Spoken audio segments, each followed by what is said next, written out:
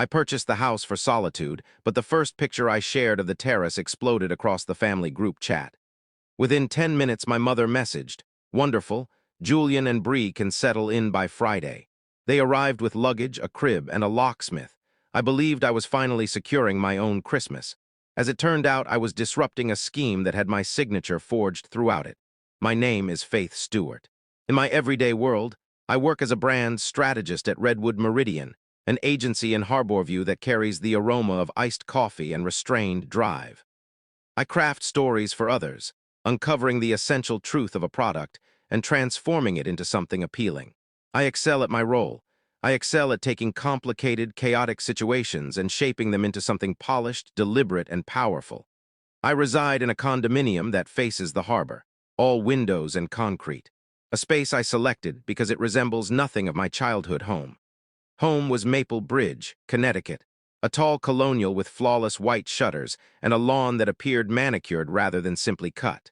It was the sort of residence magazines feature in autumn, surrounded by glowing maples and inviting balance. But balance is merely another word for restraint. Our family felt like a solar system. At least, that's how it seemed. My parents, Gregory and Celeste Stewart, were the central force. My older brother, Julian, 4 years ahead of me, was the radiant star, and I was elsewhere, a remote satellite, perhaps. The only person who truly noticed me was my grandmother, Nana Ruth. The walls of that house revealed everything. They weren't mere walls, they were a gallery dedicated to Julian. His first lacrosse stick was displayed in a glass shadow box, like a sacred artifact. Awards from his model UN victories were arranged in a flawless ascending row along the grand staircase. His varsity letters were elegantly framed. My accomplishments were stored in a plain cardboard box beneath the basement stairs, beside the unused holiday ornaments. My debate trophies, my academic honors, my earliest published poem in a local literary magazine, all neatly archived, hidden away. They didn't fit the aesthetic. The invisibility built gradually. It became routine, then tradition. It sharpened most around the holidays. Every December carried its own explanation. "Oh, Faith, we assumed you'd made plans with your city friends. It was such a spontaneous decision to gather everyone here. Darling, it completely escaped us. You're so self-sufficient, we always know you'll manage beautifully alone." These were the familiar lines of my winter months. They were the courteous, acceptable ways of admitting, "We didn't consider you." I can trace the pattern to its beginning. I was 10. It was a crisp Saturday morning. The kitchen carried the scent of maple syrup and warm butter. Julian had an important game, and my mother stood at the stove, carefully forming pancake batter into a giant, flawless J. Her concentration was total, like a painter studying a masterpiece. I sat at the island counter, waiting. The clock above the stove ticked steadily, each second falling like a bead of water in the hush. Eventually, I climbed down from the stool and fetched bread from the pantry. I toasted it myself. It was plain and scraped my throat going down, but I ate it, by myself. The clock's ticking was the only sound that registered my presence. The pattern grew more polished as we aged. In high school, I won a regional writing award. For the first time, I felt a genuine surge of pride. I arrived home clutching the certificate and a crisp $100 check. My mother was in the kitchen sorting mail. "That's lovely, sweetheart," she murmured, barely looking up. Her attention was fixed on a college acceptance letter. "While you're here, would you mind reviewing Julian's application S? He's having trouble with the ending, and you're so gifted with language." My award wasn't a triumph. It was a tool, another qualification for my true role, Julian's uncompensated editor. But the deepest holiday exclusion, the one that shattered something permanently, occurred during my freshman year of college. I had planned to return home, train ticket already purchased. A week before break, my father called. "Plans have shifted, Faith. We're all heading to Palm Beach to visit your aunt. Adding another ticket this late is prohibitively expensive. You understand, we'll catch up over New Year's." I understood. I refunded the ticket. I spent Christmas in an empty dorm, eating instant noodles and streaming classic films. In January, I visited Nana Ruth, and there it was, pinned to her refrigerator with a colorful magnet, the Stewart family holiday card. My parents and Julian, smiling brightly before the fireplace in our living room, all in coordinated red sweaters. The photo was dated December 24th. They had never gone to Palm Beach. They simply hadn't wanted me there. Seeing it, I didn't cry. It was too final for tears. It felt like a door closing softly, irrevocably. You adapt. You must. My adaptation was extreme self-reliance. I constructed a life where invitations weren't required. I stopped inquiring. I stopped suggesting. I stopped leaving gaps in my calendar just in case. I began orchestrating my own winters with strategic precision. I reserved solo journeys to destinations promising snow and no familial obligations. I treated myself to premium wine. I mastered roasting a perfect single portion. I reframed my exclusion as preference. It's odd retraining your senses. The fragrance of oranges pierced with cloves, the traditional pomander aroma, doesn't evoke celebration for me. It evokes someone else's celebration. It smells like a gathering I can hear through a locked door. So I taught myself to crave peppermint. I consumed peppermint tea in vast quantities. I purchased peppermint bark and devoured it straight from the package. I kept peppermint hand cream at my desk. It was sharp, clear, uncomplicated. It became the scent of my solitude, my carefully earned, solitary calm, the aroma of a December that belonged solely to me. My work at Redwood Meridian thrives on momentum. I direct the climb. For the past half-year, that climb had a name, Tideline Outdoors. They were a brand anchored in tradition, khaki vests and intricate knots, attempting to reach a generation seeking brief respite. My team and I handled their repositioning. My approach was titled Find Your Signal. It wasn't about dominating peaks. It was about discovering clarity amid chaos. We rolled out the digital campaign in late summer. Today was the presentation. I stood at the front of the glass-walled conference room, Harborview mist pressing against the panes. Clients appeared on the large screen, faces slightly pixelated yet legible. I clicked to the final slide. In summary, I stated, my tone clear in the stillness, the campaign has not only achieved but surpassed projections. We reached 12-month engagement goals in 90 days. The target demographic, ages 18 to 25, grew over 400%. I let the figures linger. I don't cheer in meetings. I deliver evidence. The evidence declared victory. My evaluation came that Friday. My boss, Arthur, motioned for me to shut the door. Faith, he began, I'll skip the usual corporate rhetoric. The Tideline team is thrilled. The leadership is thrilled. He pushed a thick ivory envelope across the desk. Your regular increase processes in January. This is separate, a bonus, immediate. I opened it. Inside was a check payable to Faith Stewart. The amount in bold ink was $85,000. I stared until the digits swam. It wasn't merely money. It was possibility. I studied it, half expecting it to dissolve. It remained. Thank you, Arthur, I said, voice even. You've earned it, he replied. Enjoy your weekend. I left the office, the check tucked safely in my bag. My fingers kept brushing the leather, confirming its presence. Instinct urged me to phone my parents. I suppressed it. What would I say? I could predict the shift. Last month, my father had forwarded an MBA program link. Have you thought about graduate school like Julian? Julian held his MBA, along with sporadic consulting roles, and last I knew, parent-funded car insurance. My $85,000 would be acknowledged briefly before the focus returned to Julian's promise. My actual team insisted on celebration. We went to a nearby taqueria, alive with music and sizzling platters. Priya, Gabe, and Luce, my creative collaborators, lifted their beers. To Faith, Gabe called, the only strategist who could make bug repellent feel transcendent. We laughed, I ate, I smiled. Genuine warmth filled me, yet after an hour I stepped outside. The seaside air was biting and moist. I leaned against brick and dialed the one number I truly wanted. Nana Ruth's palace, her gravelly voice answered. Who dares approach the queen? Hey, Nana, it's Faith. Kiddo, what's that noise? Sounds like revelry. Kind of. We closed a major campaign. It exceeded expectations. I shared the metrics, the client response, then the envelope. I spoke the figure aloud. They gave me a bonus, Nana, $85,000. A crisp pause, then, about damn time someone saw your worth, her tone roughened. I'm proud of you, sweetheart. You built this alone. That was the acknowledgement I needed. Thanks, Nana, I just wanted you to hear it from me. I always hear the important things, she said. Now return to your friends. Don't squander a good celebration. I went home, but rest eluded me. The funds sat in savings, combined with my disciplined reserves. It was no longer security, it was liberation. I opened my laptop, screen glowing in the dim condo. I browsed real estate listings, a quiet indulgence. Usually I viewed urban lofts, but the Tideline imagery, granite and evergreen, had shifted my vision.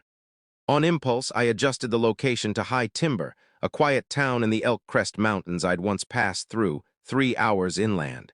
I scrolled past cabins and outdated ranches until I paused. An A-frame, stark and black, all sharp lines against snow-dusted pines. Newly listed, 3 bedrooms, 2 baths, expansive deck. Agent, Elk Crest Realty. Nearly midnight, I visited their site and dialed, expecting voicemail. Elk Crest Realty, Maya Linwood. Oh, hi, Faith Stewart. I'm inquiring about the A-frame on Kestrel Ridge. Sorry for the hour. City callers always ring late, she said warmly. That's when dreams surface. The house is stunning, just listed. I'm in Harborview, can't visit soon. No issue, I'm close. Want a video tour now? My phone buzzed. FaceTime. I accepted. Maya appeared, parka framing her face. All right, Faith, let's look at your future home. She unlocked the door, flipped lights. My breath halted. One entire wall was floor-to-ceiling glass. The ceiling rose to a dramatic peak, crossed by thick timber beams. Golden pine floors reflected soft illumination. Main living space, Maya narrated, voice echoing faintly. Stone fireplace reaches the roof. She guided me through the narrow kitchen, a downstairs bedroom, then a spiral stair to a loft overlooking everything. Additional guest space here. What's beyond the large windows? I asked. The valley. She slid open a heavy glass door. Wind rushed in. This is the deck. The camera swept across vast emptiness, distant lights sparkling far below. The platform cantilevered over nothingness, isolated, breathtaking. It's overwhelming, I whispered. Maya faced the camera. It is not for everyone, but the structure is sound. We ended the call. I sat in my muted condo. Eyes closed, I posed the question I'd long avoided. Can I imagine waking here alone and feeling secure? I recalled Maple Bridge, always bustling, centered on Julian's demands where I felt perpetually unseen, unsafe. Then the A-frame. Single-access road, massive hearth, deck gazing into abyss. Utter, profound quiet. The answer arrived physically, a release in my chest, a full breath after years of shallow ones. Yes, next morning I bypassed brokers. Online, for a modest fee, I formed Halcyon Pine LLC. Halcyon for the legendary bird that stills storms. Pine for the surrounding evergreens. My personal name would appear nowhere, deed, utilities, all corporate, a legal shield. I opened a business account, transferred the full bonus plus savings. At 9:01 a.m., I phoned Maya. I'm submitting an offer. You haven't even breathed the mountain air, she teased. I saw enough, all cash, 21-day close through the LLC. Professional mode engaged. Got it, Faith. Let's move.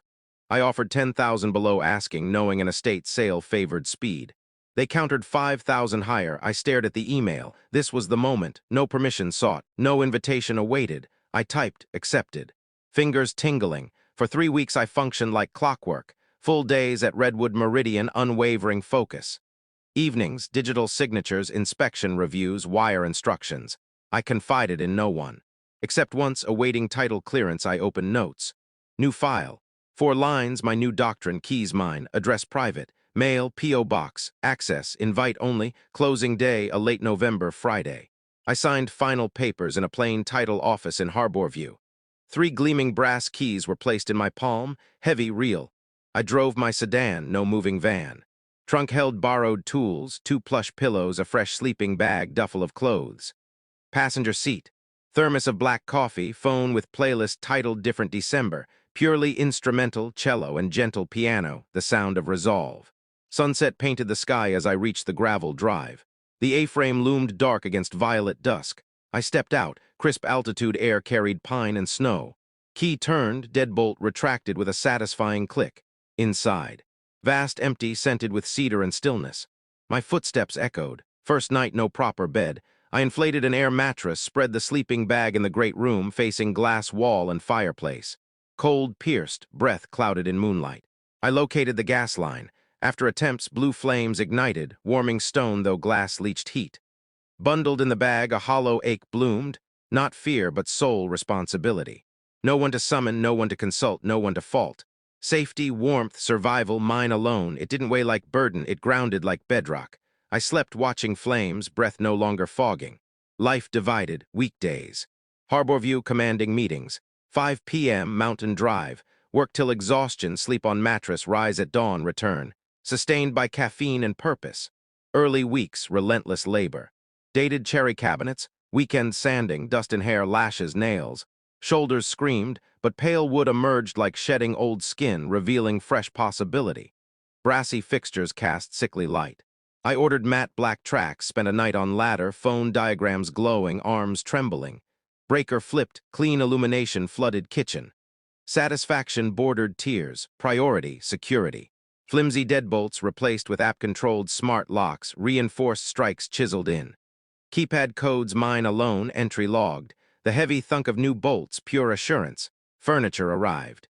Real mattress, deep sofa, 2 matching wooden beds for upstairs guests. I assembled each, wrench and hammer, tightening every screw. Not obligation rooms, not altars to another's glory. Beds built by my hands for chosen guests, those who like me knew holiday invisibility. Flannel sheets, thick comforters, standing in finished doorway I simply inhaled. Deck became haven. One frigid night, 300 feet of warm white lights wrapped railing. Fingers numb, hours passed. Plugged in, deck shimmered like a vessel adrift in darkness. Mug of tea in hand, valley below a vast shadow with scattered lights. From memory, it resembled a resting creature, my home a small guardian glow. Next Saturday, first proper grocery run in high timber, single Main Street, compact store. Checkout, kind-eyed cashier noted coffee, eggs, cleaners.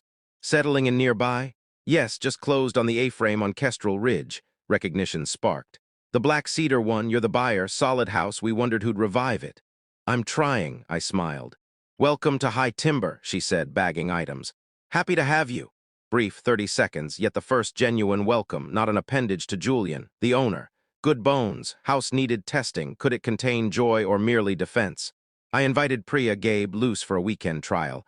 True friends, bonus celebrants without envy. Friday night arrival. Snow stomped off boots, arms laden with games, chilly ingredients. Priya declared roles. Kitchen filled with chopping, sizzling, playful debate over games. We ate cross-legged around coffee table, no dining set yet, then played. Laughter bounced off vaulted beams, unrestrained. Proof, the house could hold happiness. Not only my refuge, ours. Morning deck coffee, sunrise gilding valley. Priya joined, blanket-trapped, silent minutes. Faith, she said, this place is enchanted. Before departure, Nana Ruth received virtual tour. Phone-panned kitchen, repainted cabinets, vintage tile backsplash. Looks like old ribbon candy, she rasped, but cheerful. Fireplace, loft, finally deck view. She whistled, you did it, kiddo, you built your own peak. Voice thick. So proud. Thank you, Nana, it's a beginning. Post-visitor quiet held new depth, echoes of laughter charged the silence. Curled by fire, I opened private Instagram, small circle only. Posted 3 images, dawn deck over Cloudsea Valley, favorite mug on sofa arm, hearth blurred, flickering flames. Caption deliberated long. Bought myself a quiet place. Posted phone off, slept deeply. Morning, how serene, coffee scent mingling with pine. 9 hours unbroken rest, first true settling, then screen lit. Avalanche of notifications, all from dormant Stewart family updates chat. Someone, likely mother, screenshotted my private post, pasted deck image and caption. Aunt, whose place? Gorgeous. Cousin, where are you, Faith? Mountains. Then Mother Celeste, bright, chilling cheer, thrilling update family. Faith acquired a lovely mountain retreat. Perfect timing, Julian and Bree need room with baby coming, lease ending. Will deliver nursery items Friday. So fortunate.